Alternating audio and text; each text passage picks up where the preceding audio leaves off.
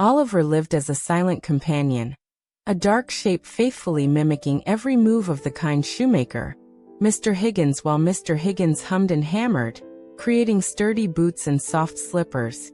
Oliver watched. He saw children laughing in the sunshine, felt the warm stones beneath Mr. Higgins' feet, and yearned desperately to be more than just a flat echo. He longed to feel the cool grass, to truly laugh, to be solid and real. His deepest wish, whispered only to the moonlight filtering through the workshop window, was to step out on his own, to experience the world not as an observer, but as a participant. This constant yearning filled his silent existence with a quiet ache. One still night, while Mr. Higgins slept soundly, Oliver found himself lingering near the open window. He noticed a sleek, black cat named Luna perched on the garden wall, her green eyes glowing tentatively.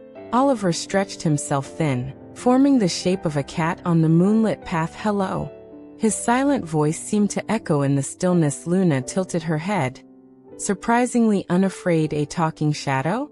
Now €30 a novelty," she purred, her voice like rustling velvet. "I saw you watching the children today," she observed. Oliver sighed, a ripple passing through his dark form. "I wish I could play like them. I wish I could be real." Luna blinked slowly. "Real isn't just shape, little shade, it's feeling, it's doing." "What do you do besides follow?" Luna's question haunted Oliver. What did he do? He mirrored, he observed, but he never chose. The next day, as Mr. Higgins repaired a delicate lady's shoe, Oliver experimented. Instead of perfectly copying the cobbler's bent posture, he gently stretched a thin, dark tendril towards a patch of warm sunlight creeping across the dusty floorboards. The light felt like liquid gold, warming him from within in a way he'd never known. It wasn't touch, not exactly, but it was a sensation, a choice he made. That tiny act of reaching for the light, insignificant to anyone watching, sparked a new, fragile hope within his shadowy heart. He began to understand Luna's words. Feeling was a beginning. Weeks passed, and Oliver practiced small acts of independence. He'd form the shape of a fluttering bird when Mr. Higgins was still, or stretch long and thin like a tree branch reaching for the sky. During the shoemaker's afternoon nap, he continued his moonlit conversations with Luna, sharing his small victories.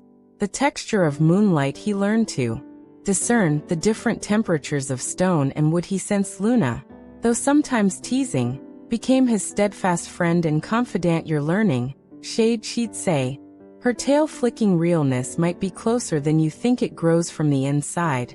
Like courage, her belief nourished his own. Then came the fierce summer storm. Rain lashed the village, wind howled like a wounded beast, and thunder shook the very foundations of Mr. Higgins's cottage. Oliver, clinging nervously to the wall, saw Luna outside, soaked and terrified, trying to shield her tiny, shivering kitten beneath the inadequate shelter of a rose bush. A loose roof tile tore free in the gale, hurtling straight towards the vulnerable pair. Without a single thought for himself, without mimicking anyone, Oliver acted. He poured every ounce of his being, his longing, his newfound sense of self, into a desperate lunge. He stretched further than he ever had, thinning himself impossibly, forming a protective canopy over Luna and her kitten. Just as the heavy tile crashed down onto the dark shield he'd become, the impact was immense, sending agonizing shivers through his form, tearing part of him away. Darkness swallowed him. Oliver awoke to gentle warmth. It wasn't sunlight on the floorboards,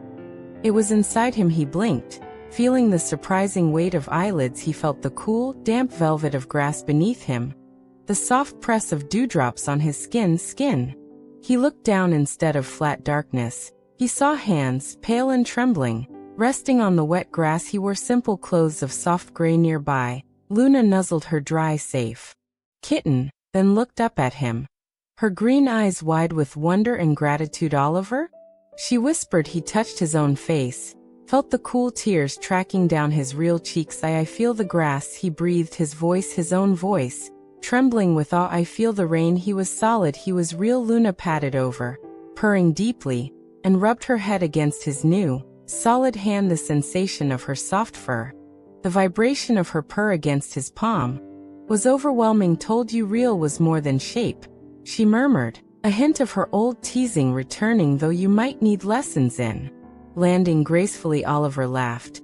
A sound rich and full and completely his own. He looked at his hands again, flexing his fingers, marveling at the intricate play of muscles and tendons. He stood slowly, feeling the earth solid beneath his feet, the cool breeze ruffling his hair. He was no longer an echo, but a boy born from longing, courage, and a selfless act of love. He helped Luna carry her kitten to a safer spot, his movements new and slightly clumsy, yet filled with profound joy. He was here.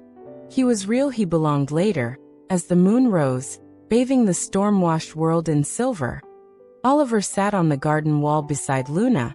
He wasn't attached to a window pane.